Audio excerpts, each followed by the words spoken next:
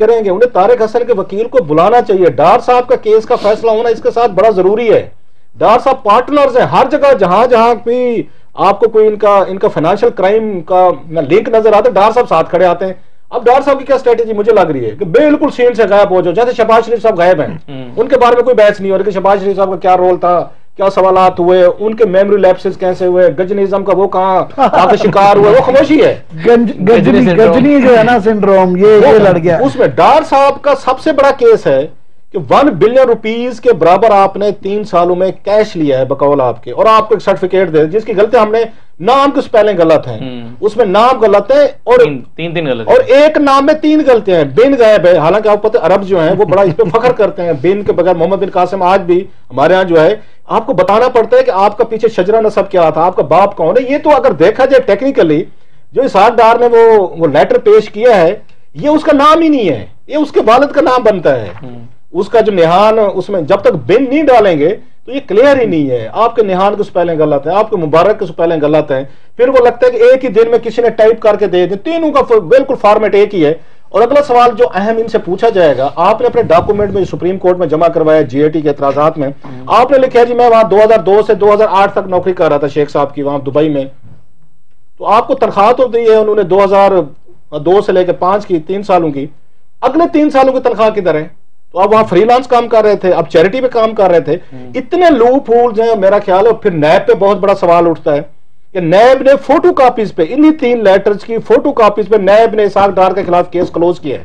NAB پہ case ہونا چاہیے, نیب چیئرمین کے خلاف مقدمہ بنتا ہے کہ آپ نے کیسے کر لیا. جو نیب کے افسران جنہوں نے ان کو کلین چٹ دی تھی, یہ ان پہ مقدمہ بنتا ہے, وہ حصہ ہیں اس فارجری کا. کہ مجھے یہ پتا ہے کبھی فوٹو کاپیز پہ بھی کیسز کو سیٹل کیا جاتا ہے کہ آپ نے شیخ کا 3 لیٹر پیش کر دیے. اسحاق ڈار صاحب کو ان کا وکیل طارق حسن صاحب ہمت کریں, شیر بنے اور عدالت میں جائیں. انہوں نے اچھی خاصی تگڑی میرا خیال ہے ڈار صاحب سے انہوں نے فیس لی, میرا خیال وہ اس کی جو ہے نا وہ تلے میں ہیں. کل انہوں نے ٹائم مانگا ہے, کچھ نہ کچھ وہ کرنا چاہتے ہیں. وہ جب وکیلیں زیادہ فیس لیتے ہیں تو پھر ان کو پروو بھی کرنا ہوتا ہے کہ ہم نے ایفرٹ کیا, جسٹیفائی کرنے پڑتے وہ ایفرٹ نظر آنا چاہیے.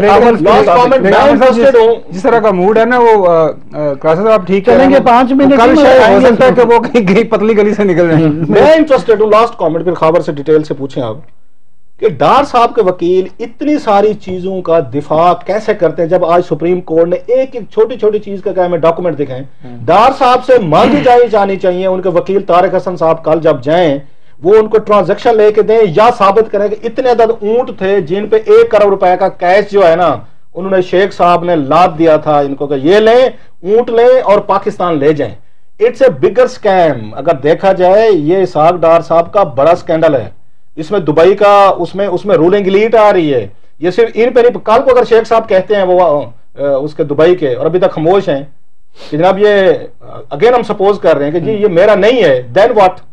آپ نے ہر چیز دبئی کے کھاتے میں ڈال دی ہے, وہ دبئی چلو اور اس کے بعد تعلقات بھی آپ کے ہیں. سو میں انٹرسٹڈ ہوں طارق حسن صاحب عدالت کو کیسے مطمئن کرتے ہیں کہ میرے کلائنٹ نے جو 3 لیٹر پیش کیے ہیں یہ جینون ہے, ان میں کوئی غلطی نہیں ہے, اور بینک ٹرانزیکشن انہوں نے مانگ لی نہ وہ کہاں پہ ہیں. اور ایک اور سوال کہ 2005 سے 2008 کے درمیان کہ کوئی آپ نے وہ نہیں بتائی, آپ اس دوران میں شیخ صاحب کو کون سی ایسی سروسز دے رہے تھے کہ جس کے بدلے آپ ان سے تنخواہ نہیں لے رہے تھے لیکن ملازمت کر رہے تھے. دنیا کا واحد نوکری تھی کہ آپ ملازمت نہیں کر رہے, کر رہے تنخواہ نہیں لے رہے.